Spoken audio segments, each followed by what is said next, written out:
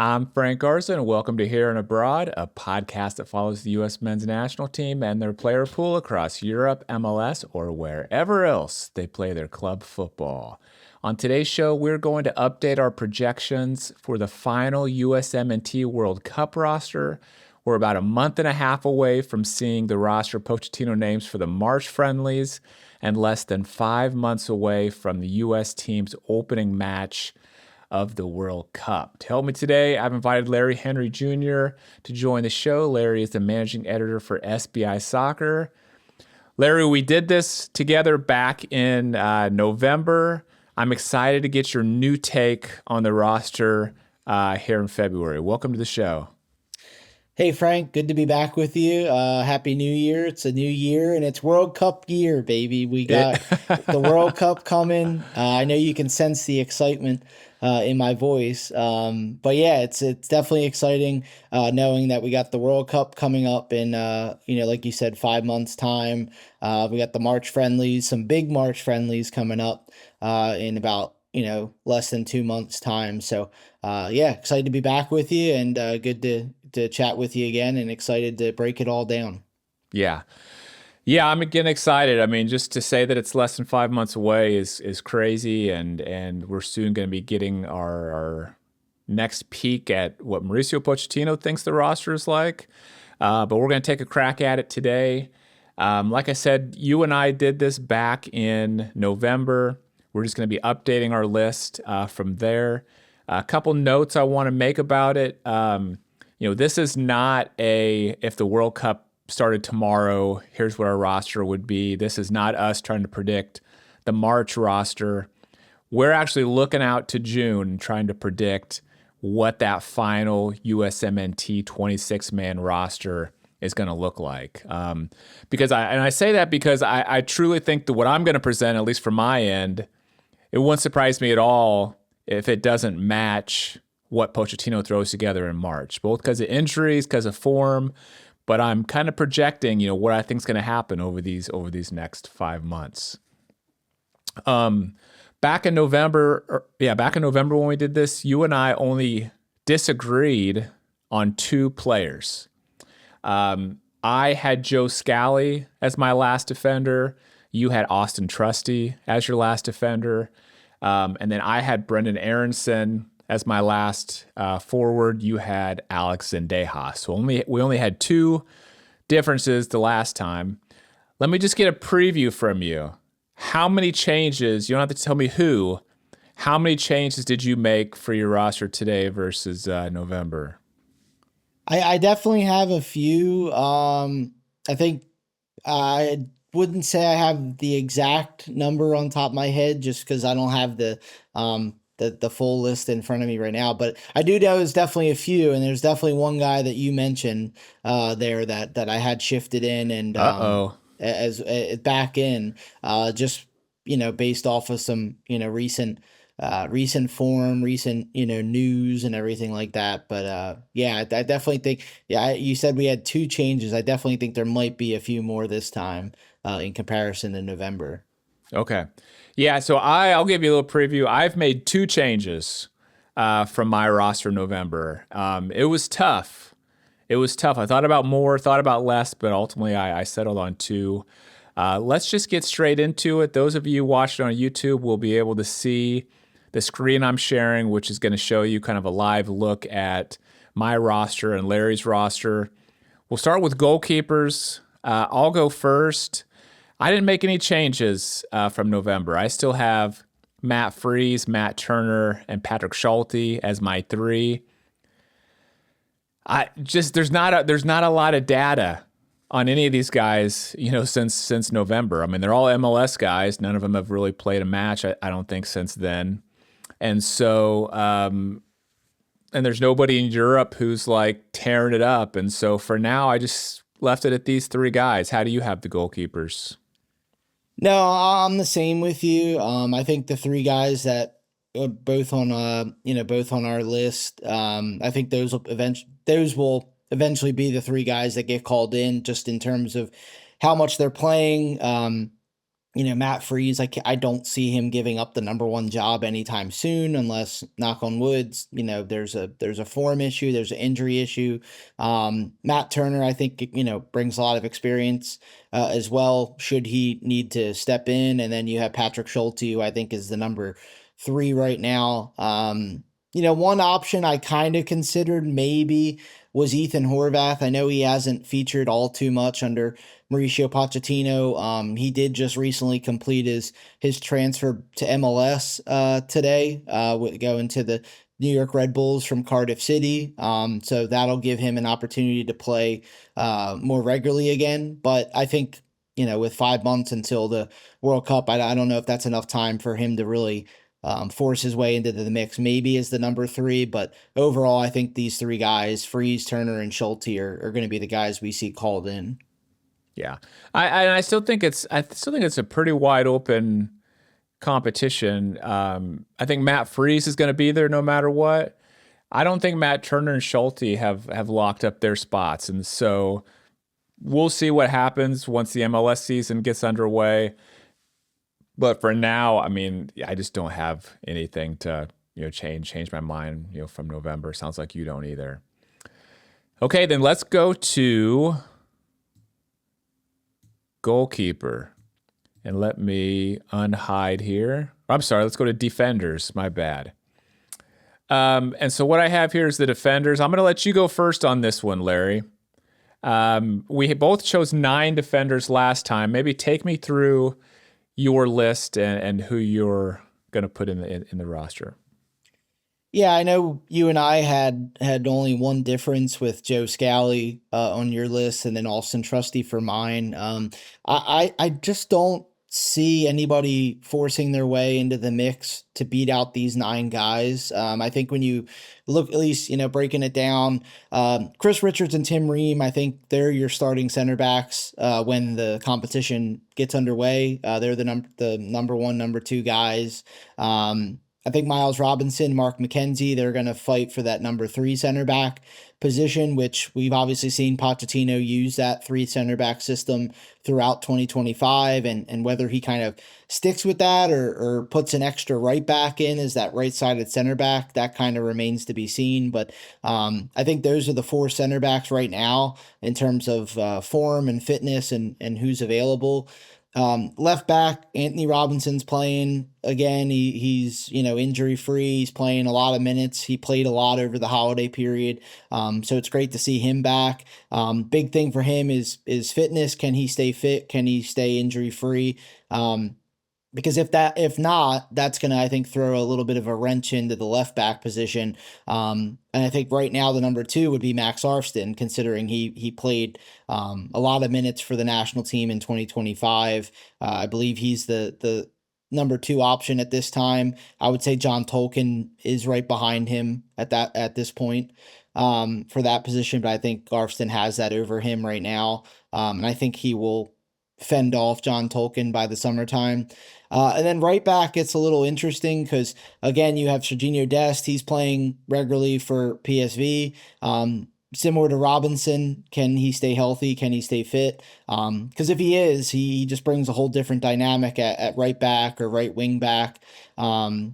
So I think he's your number 1. And then Alex Freeman, who is reportedly finalizing that deal to go to Villarreal. I think that's a big move for him.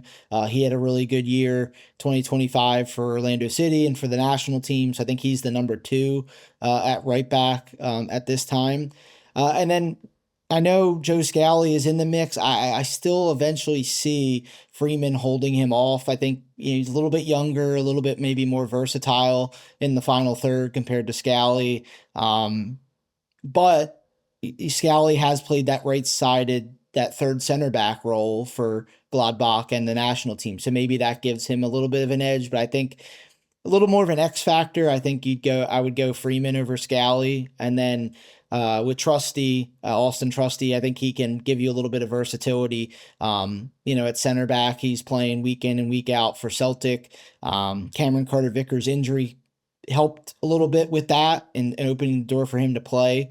So I think having him as a center back and potentially, even as an outside back at times, gives a little bit more versatility.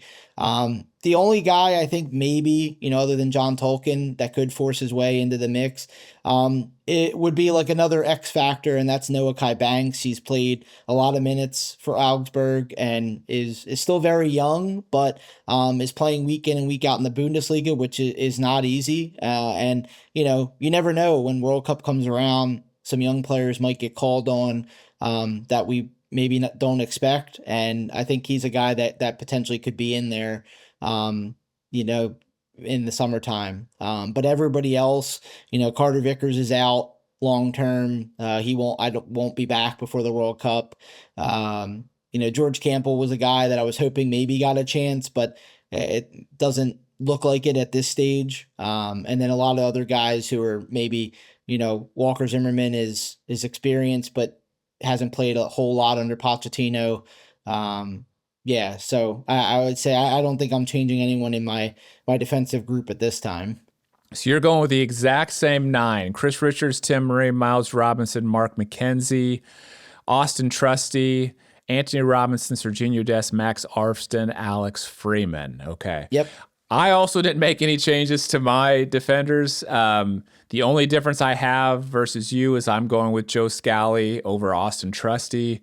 This last defender position, I think, is going to be one of these that goes down to the wire. I hesitated quite a bit on this one back in November. I hesitated quite a bit today when I was thinking about it. I was trying to decide between Joe Scally and Noah Kai Banks because I just feel like Noah Kai Banks is surging. He's playing so much for Augsburg at a high level in the Bundesliga. I know he hasn't got really, he's been called into a camp, but he hasn't got any minutes with the U.S. men's national team yet. But I just don't know if this guy can be ignored. And so at the end of the day, I wasn't going to put him in my roster without him having played a minute for the U.S. men's national team. But I wouldn't be surprised at all if Pochettino brings him in March, gives him some playing time, because this is his last chance to really see him get some minutes before he's going to have to make that final call in June for the final roster. And so I think Noah Kai Banks will be there in March. I'm not willing to put him on my final World Cup roster yet, but I think he's pushing. I like Austin Trusty as well, but I just feel like Joe Scally is playing so many minutes now at Gladbach. He's playing so consistently. He's going to be super fit heading into the World Cup, most likely unless he gets injured. And it gives you the flexibility of playing an outside back, or that right side center back. And so I went with him there, but I'm not, I would say, super confident over him. I think, Austin Trusty, Noah Kai Banks are right on his tail as far as, taking that last defender spot. All right, so we haven't made any changes yet from November. Let's go on to the midfield and see if we make some changes there. Okay. Now, one thing I'll mention on this is sometimes these players get interchanged when they release the rosters. Some players will be listed as midfielder one time, forward the next time. And so keep that in mind as we're going through that here. Maybe next time I'll break it up into central midfielders, attacking midfielders, and strikers to make it a little bit easier. But back in November, I went with Tyler Adams, Wes McKennie, Malik Tillman, Christian Roldan, Tanner Tessman, Sebastian Berhalter, and Gio Reyna. You did too, so we had the exact same midfielders then. I have made a change in November, okay? I've bumped Gio Reyna, and I put Aiden Morris in a spot. Now, not a like-for-like replacement, so hear me out on this, but first of all, I just don't think he's gone back to Gladbach, started this winter. He's hardly playing.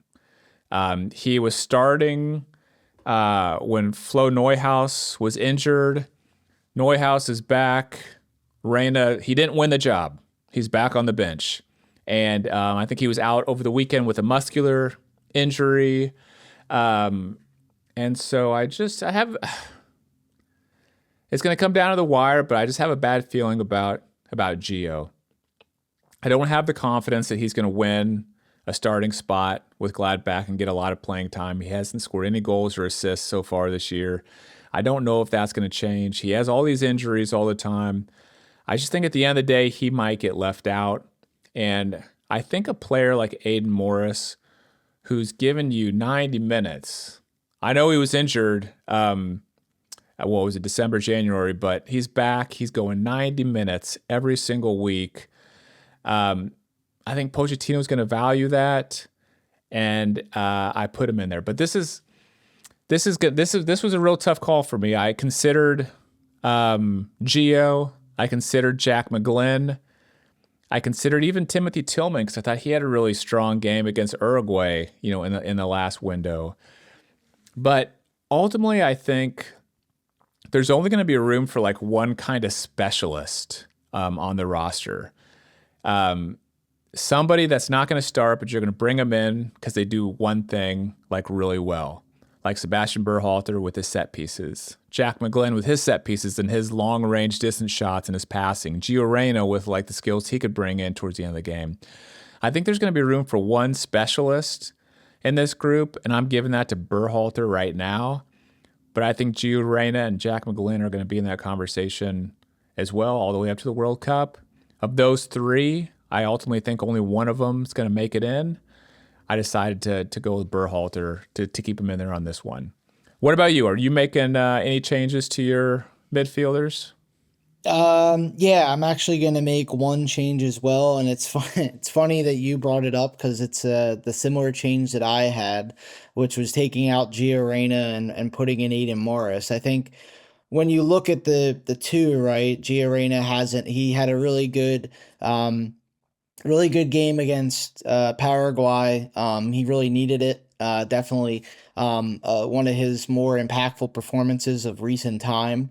And everyone, even myself, thought Gio Reyna's back. He's going to carry this back into club level with Gladbach, and it really hasn't gone that way. I know the team had a really tough kind of struggling run in the first half of the season. They were able to kind of right the ship a little bit. I know he started a couple games in a row for the first time in a very long time. But the goal contributions really haven't popped up as much as you would like in terms of setting up teammates and scoring. He's kind of in and out of the squad again in terms of minutes.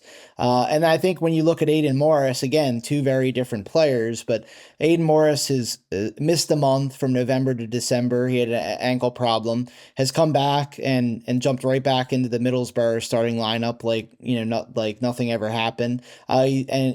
Kim Hellberg, the manager, recently, had a lot of praise for Morris about his work rate, his abilities. He's a player that you love to have because he not only does he work hard and he works hard at what he does and in terms of improving, but he asks those questions. He kind of picks your brain as a player on, how can we do this better as a team? How can, I improve?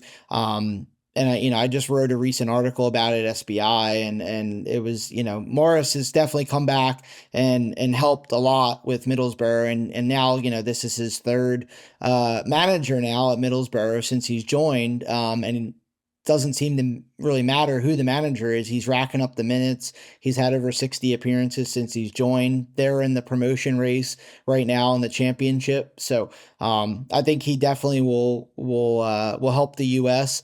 And he brings maybe a higher work rate than Gio Reyna in terms of just what he's able to do, off the ball in terms of covering a lot of ground. So that would be my only change. The only other midfielder I kind of considered was maybe Johnny Cardoso, just because he's been coming back. He's been playing regularly again, but I just don't know if there's enough time for him to really force his way back into the roster with only the March camp left before Pochettino picks that final roster. So, but I think, if Reyna has a really good kind of 3-4 months here, maybe things change, but at this time I just don't see it happening in terms of him really being that productive over the second half of the season. I think Morris would get that job, that one of those final few spots over Reyna at this time.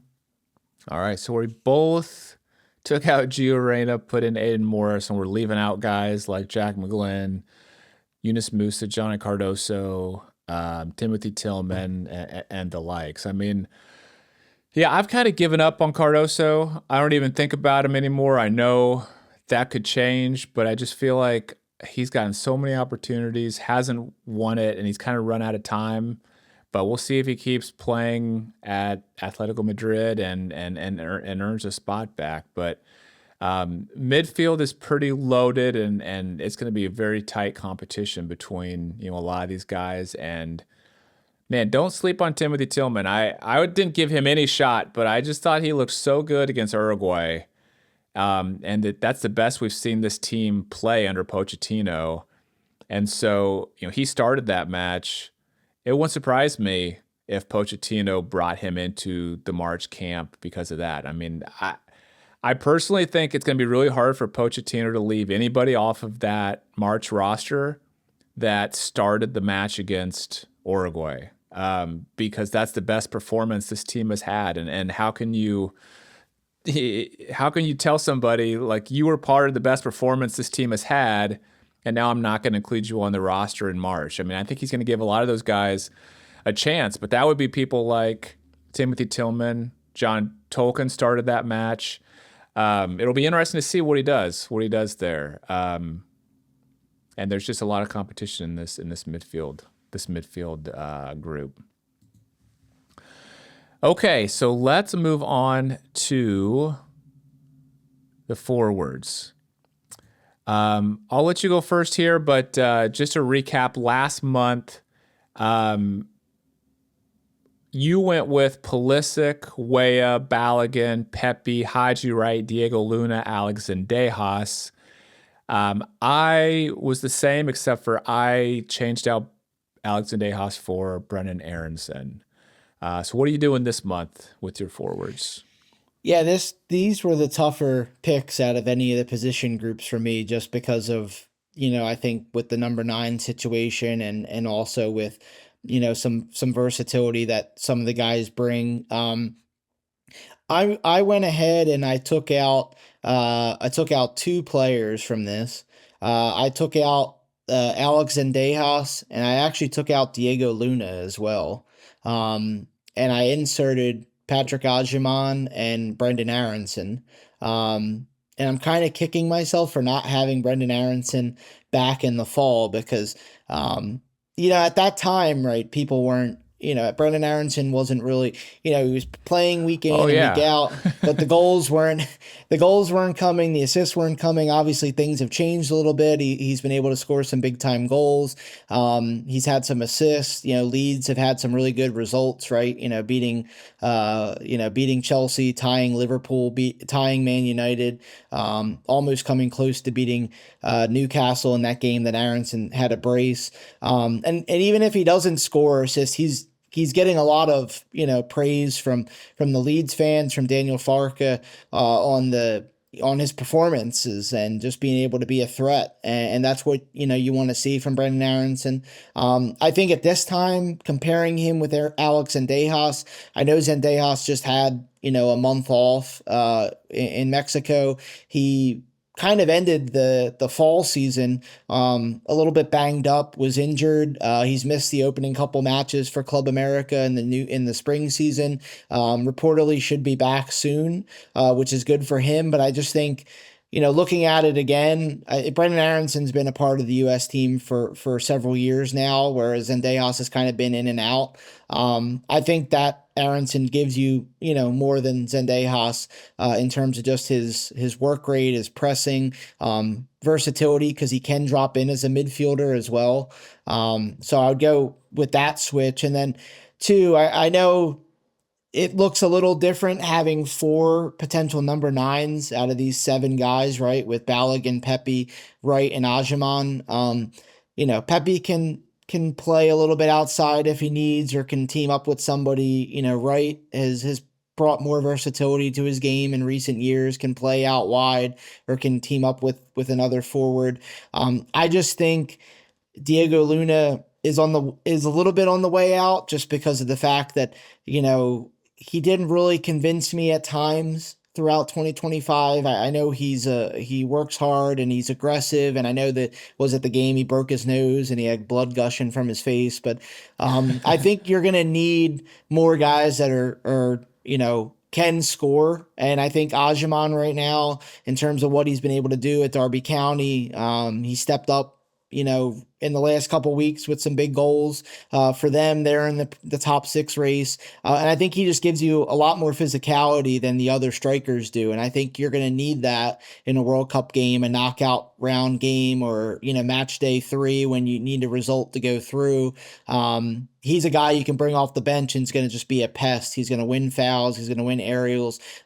He's had a really good season abroad, and I'm definitely impressed by it because I expected good things from him. I maybe didn't expect it this much, right? He's almost at double-digit goals now for Derby. So, and I think even right now, in terms of the number 9s, I think you'd have to say he probably has a leg up on Haji Wright for sure.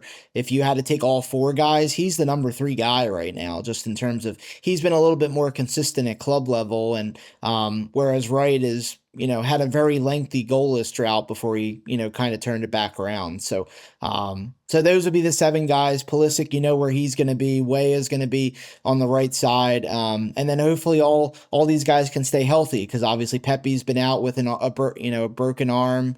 Balogun has been up and down with his goals. So, but I just don't see anyone else kind of forcing their way in the mix right now. I know we had Josh Sargent as a potential option. I think he's completely dropped out at this point. And then, Brian White and Damien Downs, I think, have as well.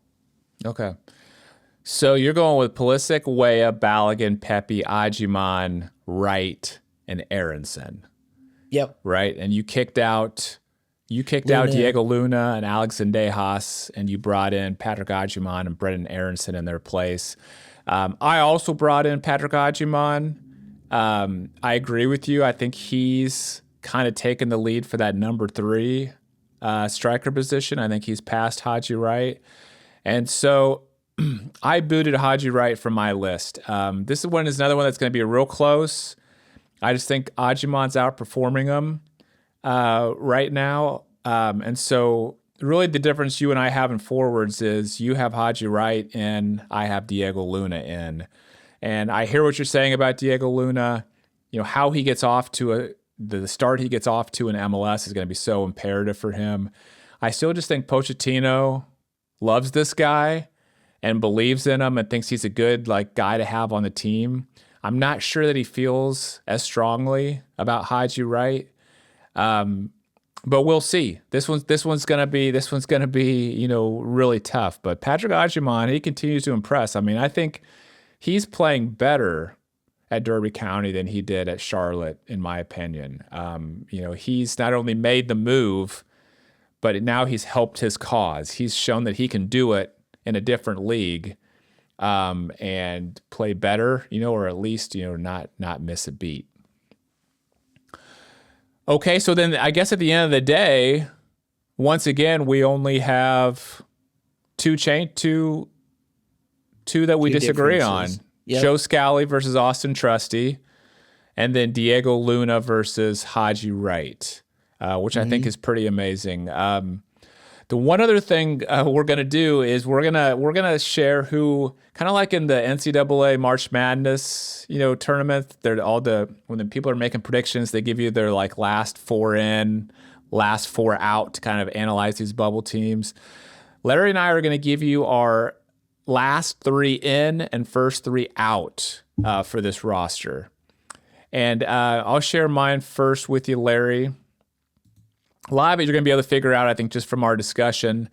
But my last 3 into the roster, Joe Scally, Patrick Ajiman, Aiden Morris. My first 3 out of the roster, Noah Kai Banks, Haji Wright, Gio Reyna. So that's the truest bubble players I see. I think it's really close between all 6 of these guys. But it gives you kind of an idea of some of the people that are going to get left off of this roster, at the end of the day. Who's your last 3 in and first 3 out? Yeah, so my last 3 in would be Austin Trusty, Patrick Ajiman, who you had as well, and then Aiden Morris, who you had as well. Um, I just think those guys are definitely, on that bubble right now. And I think they're gonna find a way to get over the hump. I think maybe Ajaman more than the other two, just because with his goals that he's been scoring.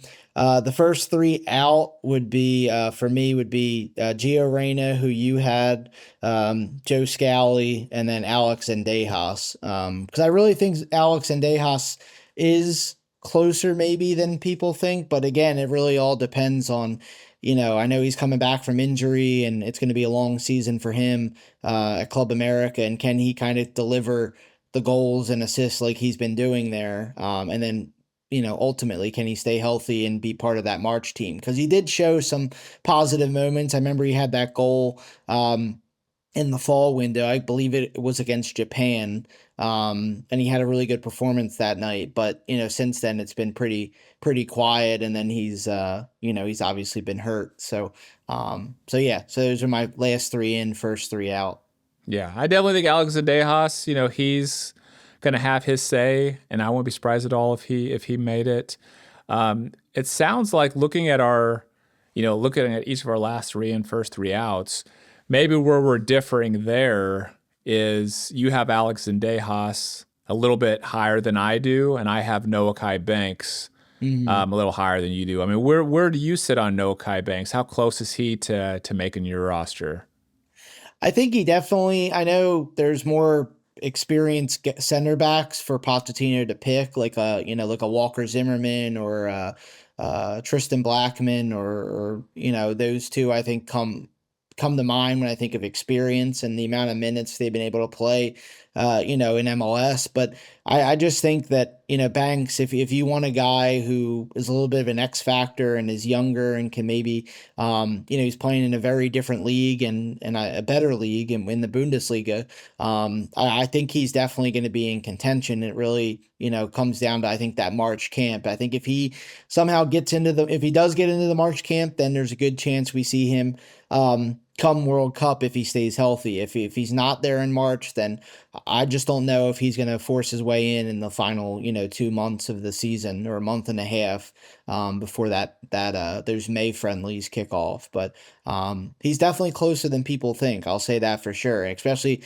it's definitely shocking too, I would say, because of how young he is, and it's very very maybe not so often you see a guy at his age getting called in for a World Cup, but we've seen that happen with U.S. teams in the past. Yeah, I mean, I agree. If he doesn't make it into March, it's over. I think for him, because unless there's a ton of injuries amongst the center backs, I just don't think Pochettino is going to bring him in June without him having played a minute, for the national team. I mean, stranger things have happened, but him making it into March, getting some minutes is absolutely key for his chances. Yeah, Frank, let me ask you, let me switch it up here and ask you the question. Yeah. One guy I want to ask is Cameron Carter-Vickers. Obviously, we've talked about him before. I know he has a serious injury with the Achilles. If he was healthy, and I know we're playing the if game, but if he was healthy and he was playing still week in and week out for Celtic, where would you have him in your center backs? Would you have him in those top four guys? Would you have him in the top five? Would you drop a Robinson or a McKenzie for Carter Vickers? I'm just curious your thoughts on him, because he's a guy I've always enjoyed watching overseas. He's definitely taken a huge step in his career. He's won trophies now. He's playing in the Champions League. And I think it was a big bummer for him, because he was a guy who, in years past, we've always talked about Carter Vickers, but it was always, oh, he's on loan somewhere. He's on loan somewhere. Tottenham doesn't rate him. And now he goes to Celtic. The last couple of years, he's probably arguably been the best center back maybe in the Scottish Premiership. And unfortunately, serious injury. He's, I would say, 99.9% out of contention at this point for the World Cup. Yeah. I mean, I've always liked Cameron Carter-Vickers. He started that knockout, or not the knockout round. He started that match against Iran, that must-win match against Iran in the 2022 World Cup, and played well. And so you know what he can do in the biggest of, international games. But if I'm trying to predict where Pochettino sees him, I just don't get the feeling that Pochettino rates him that high. I mean, he even when he's been healthy, he hasn't always been called into camp. He hasn't gotten that much minutes when he is there. And so I see him right now probably as about maybe the seventh center back. If I had to predict Pochettino's depth chart, I would say Chris Richards, Tim Ream, Miles Robinson, Mark McKenzie, Austin Trusty, Noah Kai Banks, and then maybe Cameron Carter Vickers is right there. I don't know if it's because he played with Pochettino at Tottenham, and so maybe Poch just knows him so well as a player from his time at Tottenham that he can't maybe get over what he saw there, or maybe they didn't get on very well there. I don't know.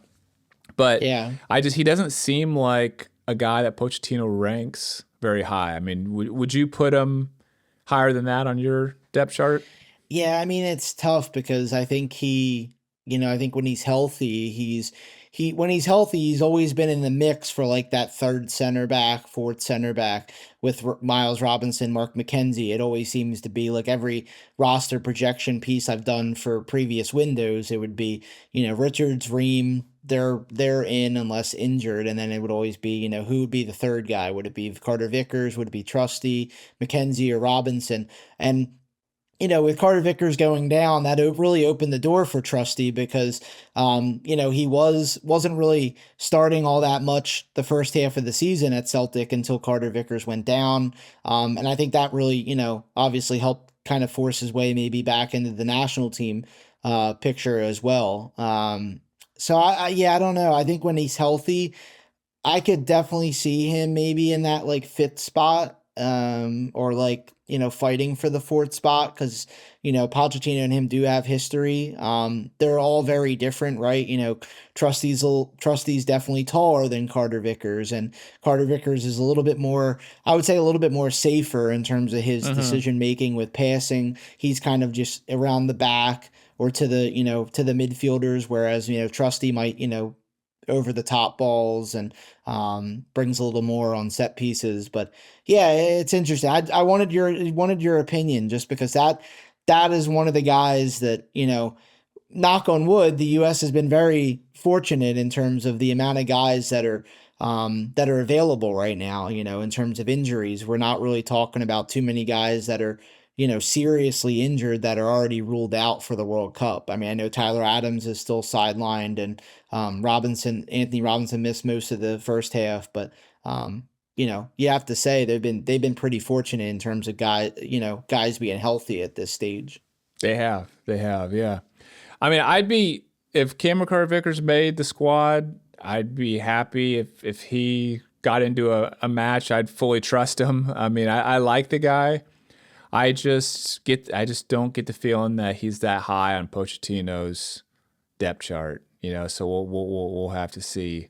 We'll have to see what happens. All right, well, there you go. That's our February projections for this USMNT final World Cup roster. Larry, maybe I'll have you back again in March, and we can do another projection before Poch gives us his next roster, which should be sometime in mid-March. I think March 17th is the date I've heard, but don't hold me to that. Should be somewhere around then. Larry, are you still sending people over to X to check out your work, or where are you sending people these days? Yep, yeah, still over at X at lhenry019, and then also on Blue Sky as well. And then all articles can be found over at SBI Soccer. So a lot going on right now, obviously with the transfer window going on. A lot of guys making their moves back to MLS, and some guys taking their talents overseas. So yeah, it's definitely hasn't been a slow January, that's for sure. That's for sure. That's for sure. And we're a few weeks away, I guess about 3 weeks away from MLS kicking off. So that'll be exciting. I'll make sure and put links to all that stuff in the show notes. Larry, thanks again for joining the show today. Yep, no problem, Frank. Thanks for having me.